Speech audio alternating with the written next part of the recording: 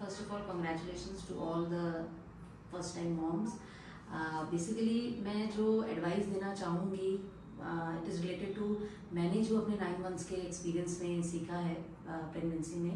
The first thing is कि शुरू में जब आपका फर्स्ट ट्राइमेस्टर होता है तो काफ़ी एंग्जाइटी रहती है कि हम क्या करें क्या नहीं करें.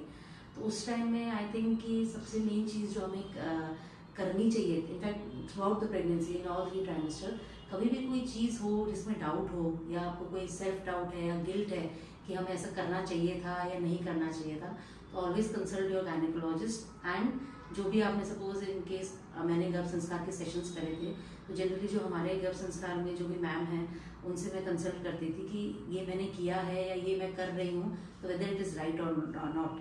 तो वो एंग्जाइटी जो है वो आपकी कम हो जाएगी और एक आपको क्लैरिटी मिलेगी. आप पॉजिटिव वे में अपनी प्रेगनेंसी में आगे मूव फॉरवर्ड करेंगे. This is the first thing that I would advise. Second thing जो मैंने किया अपनी प्रेगनेंसी में in all the 9 months, specially 4th-5th semester onwards, मैंने अपने आप को अलग अलग एरियाज में एक्सप्लोर किया. से शुरू के कुछ मंथ्स में I was more actively involve in physical activities like sports. But 3rd, 4th, 5th month onwards, चाहे डांसिंग हो चाहे सिंगिंग हो, मैंने डांस की क्लासेस लगाई, मैंने सिंगिंग की क्लासेस लगाई. देन क्रिएटिव एक्टिविटीज़ में मैं काफ़ी इन्वॉल्व हुई. जो गर्भ संस्कार के सेशंस थे उसमें हमें बताया गया कि you should activate both your brains. अगर आप लॉजिकल काम करते हैं तो आप क्रिएटिव काम पे ज़्यादा फोकस करें. तो उसके लिए आई स्टार्टेड पेंटिंग, मैंने क्रॉस स्टिच की एक्टिविटीज़ करी, वॉल पेंटिंग से लेकर प्लस वॉल क्लॉक से लेकर, मतलब अलग अलग जितने भी डोमेन्स हैं उसमें आप अपने आप को एक्सप्लोर कर सकते हैं.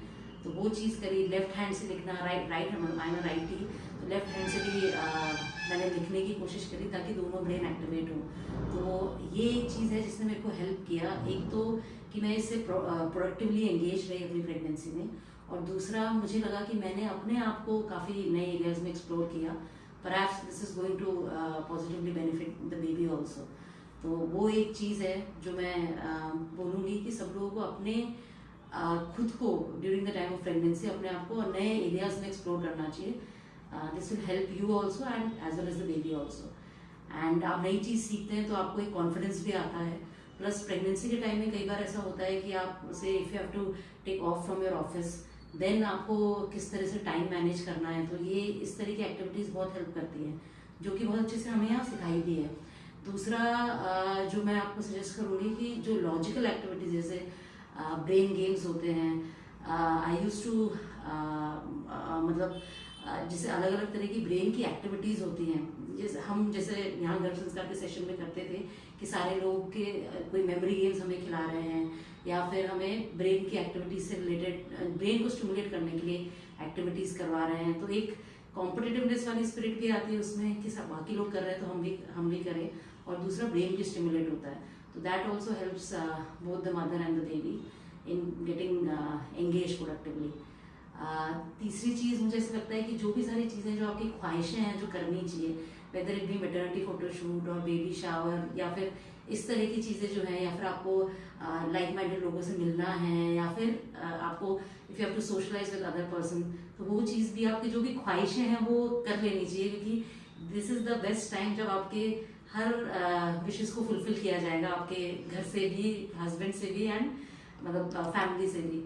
तो एंड देन आपको जो भी खाना है, मतलब provided it is advice by the doctor, क्योंकि कई बार क्रेविंग्स भी होती है, तो वो चीज़ें भी आई इंश्योर कि ठीक है अभी है, इच्छा कर रही है तो खाना है. तो वो चीज़ें भी मतलब मैंने अपनी विशेस सारी कोशिश करी है कि पूरी करूँ.